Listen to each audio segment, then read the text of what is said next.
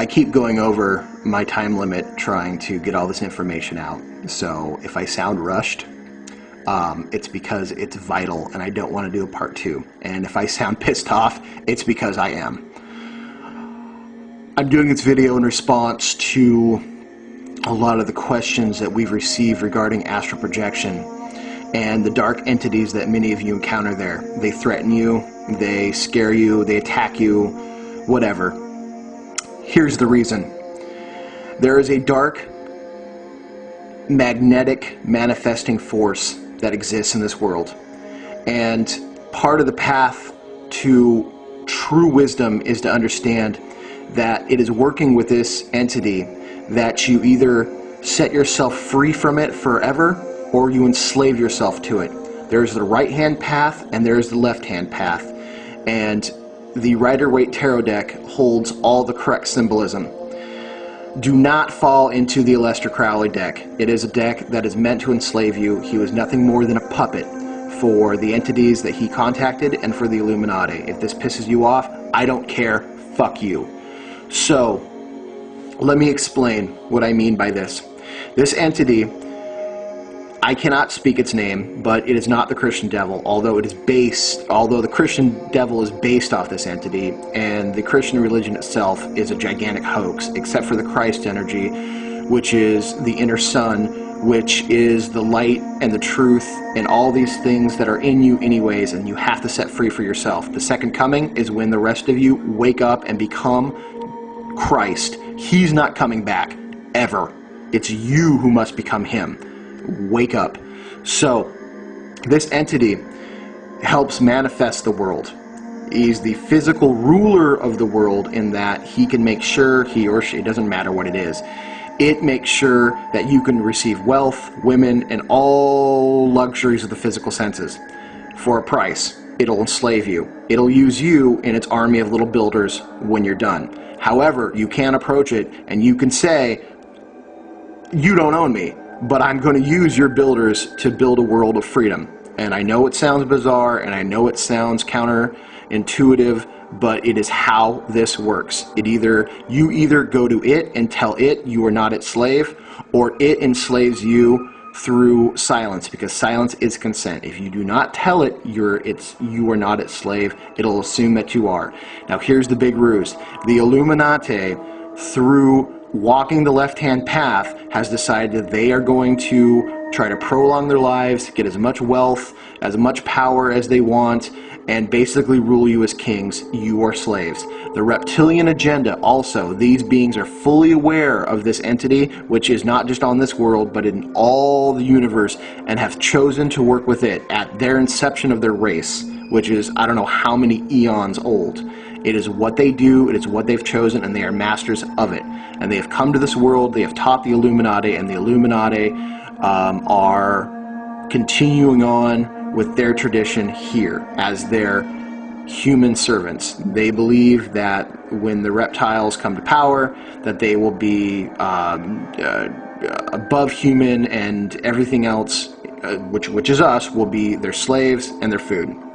Essentially, in 1913, the Act of the Federal Reserve Bank was signed. This was a gigantic ruse. It basically said that we will loan you money that we don't have, that we're taking power away from your Congress to print your money. We will loan you all the money that you want at interest as long as every single United States citizen is put up as collateral. You are a social security. That's why you have a social security number. And basically, your sweat, toil, and suffering is what pays them back, because they gave us fake money. Now we have to give them something real in return. The deeper implication is this. Not only do they believe they own your physical body, they also believe they own your spiritual body. They own you completely and fully.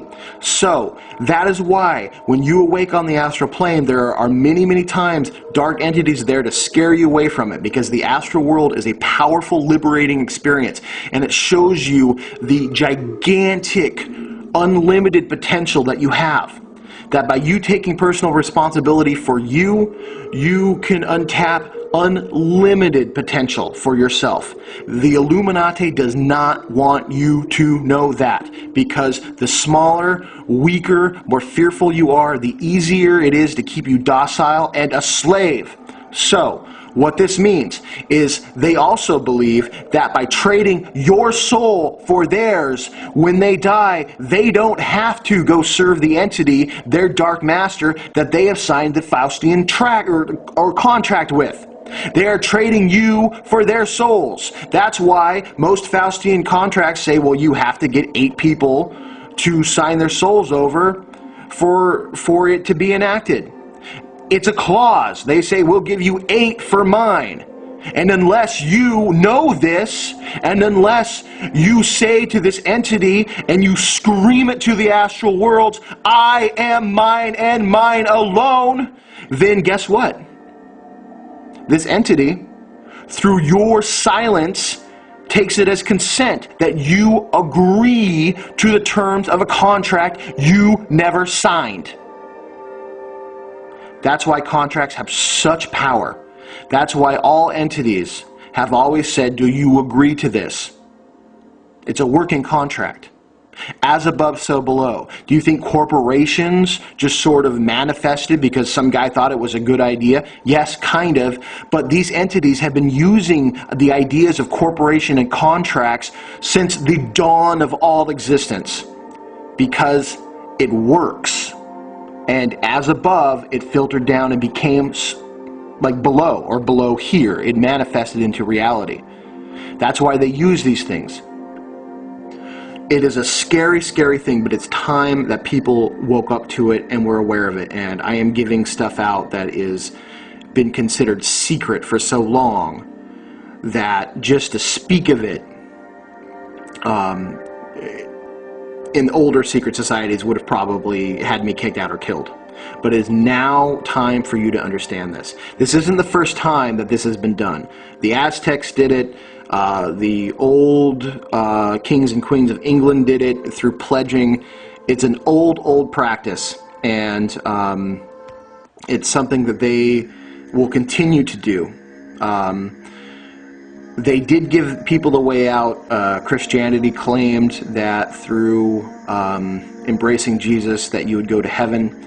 The Prime Creator is not stupid. He or she works its own way into this clause. There must always be a loophole. There must always be a way out. That is just universal law. And so I am helping this along. This is information that we have that can help free you from this horrible, insidious plan that you and you alone own your soul. And so by you reclaiming your soul today, right now, that you own it, no one else does, and you live like it, it doesn't matter what happens to you. And you'll find your astral space a lot safer, a lot clearer. Or when you do awake and there is some entity there, you have the full authority to say, get the fuck out, this is my place, nothing owns me. And then you're free. But you have to keep that in mind, you have to know it in your heart. So I'm sorry if this was rambling, I'm sorry if this doesn't make 100% sense to you, but meditate on it, think about it, and set yourself free of this horrible Faustian pact.